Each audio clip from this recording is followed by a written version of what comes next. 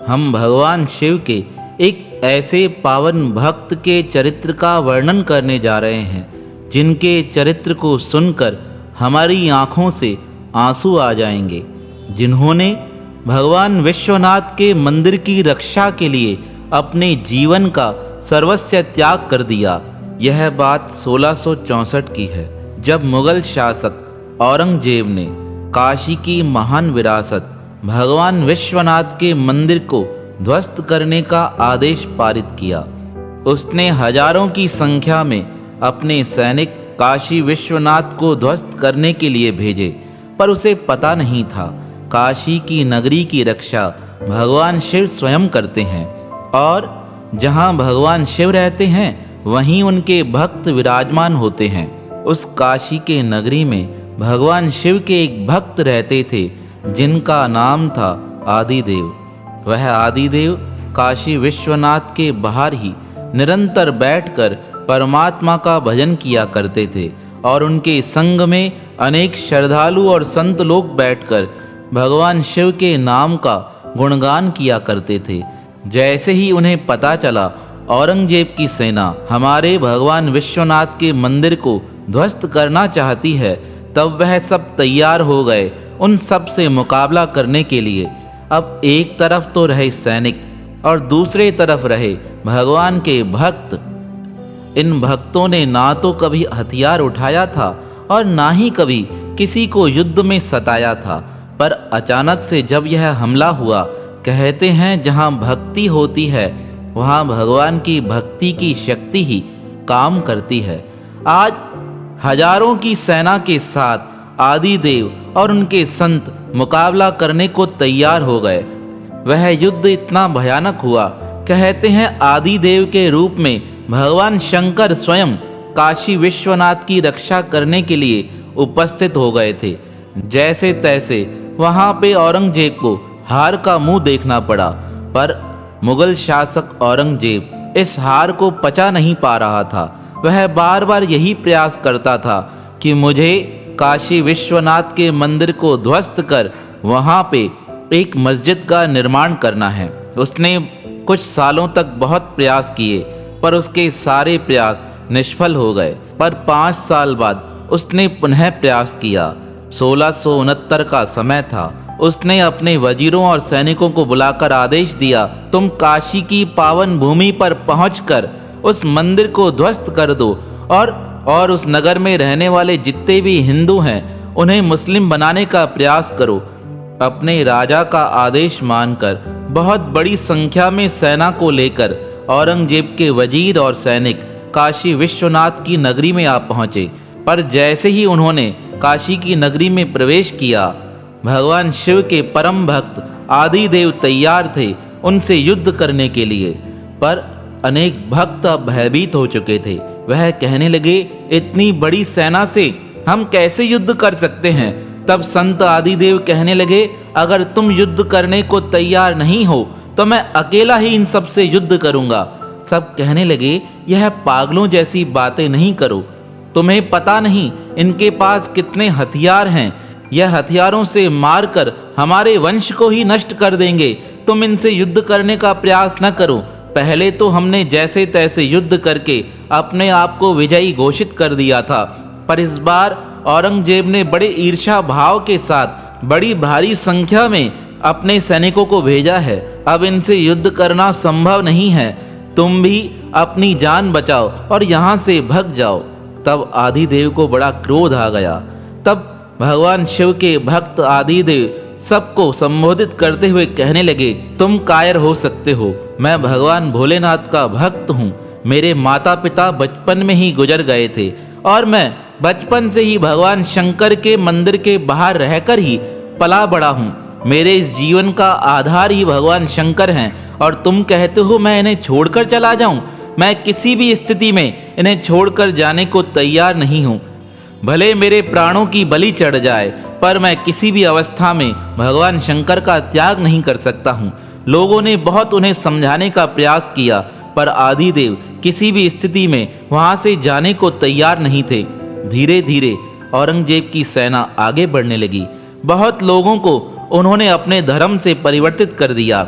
मंदिर के नज़दीक औरंगजेब की सेना आने लगी। कुछ भक्तों ने प्रयास किया उनके साथ मुकाबला करने का, पर मुगल शासकों की सेना बड़ी विशाल थी, इसलिए सब वीर गति को प्राप्त हो चुके थे। यहाँ भक्त आदिदेव भगवान विश्वनाथ के मंदिर के बाहर खड़े हो गए और कहने लगे, किसी में दम हो तो मंदिर के अंदर जाकर दिखाए। जब तक मेरे प्राण हैं कोई भी इस मंदिर के अंदर प्रवेश नहीं कर सकता है। अब औरंगजेब के बड़े बड़े योद्धा मंदिर के नजदीक आने लगे, पर जैसे ही वह मंदिर के मुख्य द्वार के नजदीक आते, भक्त आदिदेव अपनी शक्ति के द्वारा उनका संहार कर देते थे। औरंगजेब के सैनिक भयभीत होने लगे। वह सोचने लगे, एक एक व्यक्ति जब भक्त आदिदेव से युद्ध करने जाता है तो वह जीवित नहीं लौटता है। इसलिए उन्होंने एक कूटनीति अपनाई। अब 10-12 योद्धा एक साथ आदिदेव से युद्ध करने गए, पर आदिदेव तो भगवान शंकर के परम भक्त थे। उन्होंने इस प्रकार युद्ध किया जिस प्रकार महाभारत के मध्य में अभिमन्यु अकेला ही अनेक योद्धाओं से लड़ रहा था। आज वही दृश्य पुनः उपस्थित हुआ। भगवान शिव के वह सच्चे भक्त अनेक सैनिकों के साथ अकेले ही युद्ध करने लगे। वह युद्ध इतना भयानक था, उस युद्ध को देखकर दूर खड़े हुए मुगल सैनिक भी भयभीत होने लगे। वह सोचने लगे, कहीं साक्षात भगवान शिव तो हमारे से युद्ध करने के लिए यहाँ उपस्थित नहीं हो गए हैं। पर युद्ध चलते चलते कुछ मुगल सैनिकों ने अचानक से बेईमानी के साथ भक्त आदिदेव के पीठ में वार कर दिया और एक तलवार जाने के बाद उन्होंने दूसरी तलवार भक्त आदिदेव के शरीर में डाल दी। इस प्रकार सब मुगल सैनिक उनके ऊपर आक्रमण करने लगे। तब भक्त आदिदेव ने भगवान शिव को प्रार्थना करते हुए कहा, नाथ, मैंने अपने जीवन के अंतिम समय तक आपकी रक्षा करने का प्रयत्न किया था। अब हे नाथ, आप मुझे आज्ञा दीजिए, मैं आपकी किस प्रकार सेवा कर सकता हूँ। यह शरीर आपके चरणों में समर्पित है। जब भक्त ने इस प्रकार भगवान शिव को प्रार्थना की, कहते हैं उस समय त्रिनेत्रधारी भगवान शिव उसके समक्ष प्रकट हो गए। भगवान शिव को अपने समक्ष साक्षात प्रकट होते देख भक्त आदिदेव कहने लगे, हे नाथ, आज मैं धन्य हो गया, मेरा जीवन धन्य हो गया। मेरे इस शरीर से प्राण निकलते समय आप मेरे समक्ष उपस्थित हैं। इससे अधिक अच्छा मेरे जीवन के लिए और क्या हो सकता है। आप आदेश कीजिए, मैं मरते मरते अपने जीवन को सफल करना चाहता हूँ। कहते हैं तब भगवान शिव के आँखों से आंसू आ गए और वह आँखों से गिरे आंसू भगवान शंकर के उस लिंग पर गिरे।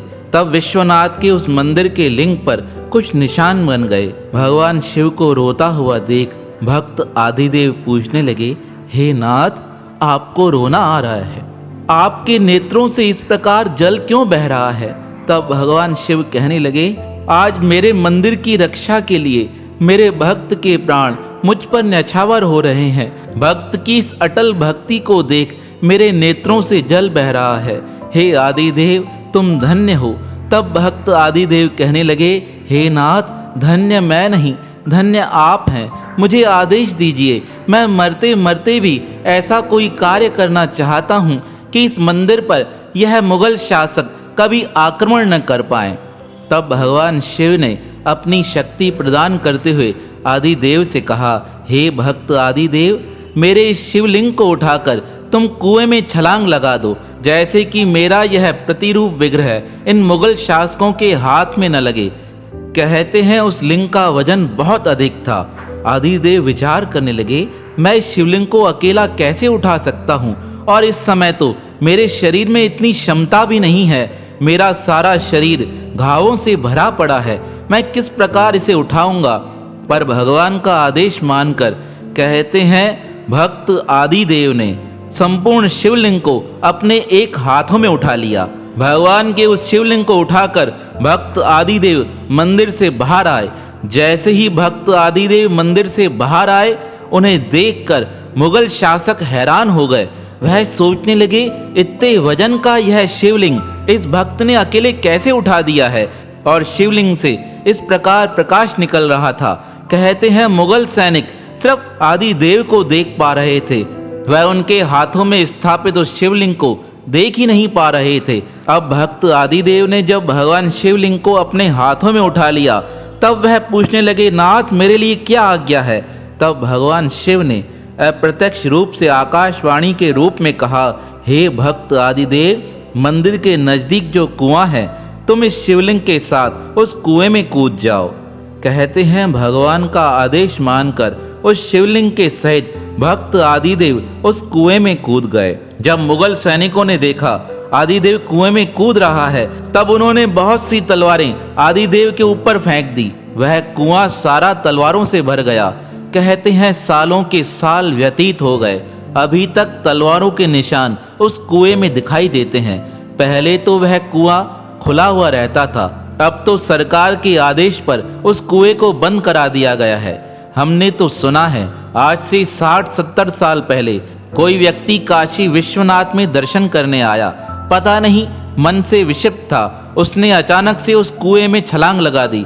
लोगों ने प्रयास किया उसे बचाकर बाहर निकालने का, पर जैसे ही बचाव दल अंदर पहुंचा, देखकर हैरान हो गया। उस कुएं में बहुत सी तलवारें थी। उन तलवारों के घाव से उस व्यक्ति का शरीर शांत हो चुका था। तो आप देखिए, यह तलवारें अभी की नहीं, 1669 में इन तलवारों को औरंगजेब के द्वारा कुएं में फेंका गया था, पर आदिदेव को तो उन तलवारों का कोई असर नहीं हुआ। कहते हैं विश्वनाथ का वह शिवलिंग भगवान शंकर के आदेश से उस कुएं में समा गया और भक्त आदिदेव भी भगवान शिव का आदेश मान उनके चरणों में ही समाहित हो गए। इस घटना के बाद जब औरंगजेब को पता चला कि विश्वनाथ का शिवलिंग भक्त ने अपने कंधे पे उठाकर कुएं में समाहित कर दिया है, यह बात सुनकर उसे बड़ा आश्चर्य हुआ और वह दुखी होकर कहने लगा, मेरा प्रयास था कि इस मंदिर के ऊपर ही मस्जिद का निर्माण किया जाएगा, पर उसका यह सपना चूर हो गया, क्योंकि मंदिर से शिवलिंग तो निकल चुका था और वह शिवलिंग तो जल में समाहित हो चुका था। आप अगर अभी भी काशी विश्वनाथ में जाएंगे तो नंदी का जो मुख है वह कुएं की तरफ है। देखकर हैरानी होती है, यह किस प्रकार हो सकता है। पर औरंगजेब का मन टूट गया। वह सोचने लगा, मैंने कितना प्रयास किया था, पर मेरे सारे प्रयास निष्फल हो गए। किसके कारण उसके प्रयास निष्फल हो सके? यह सब एक भक्त की शक्ति थी, जिसने अपने जीवन का सर्वस्व अर्पण करके भी भगवान के मंदिर की रक्षा की, जिसने अपने जीवन का अर्पण करके हिंदुत्व की रक्षा की। ऐसे भक्त आदिदेव तो भगवान शंकर के चरणों में समाहित हो गए।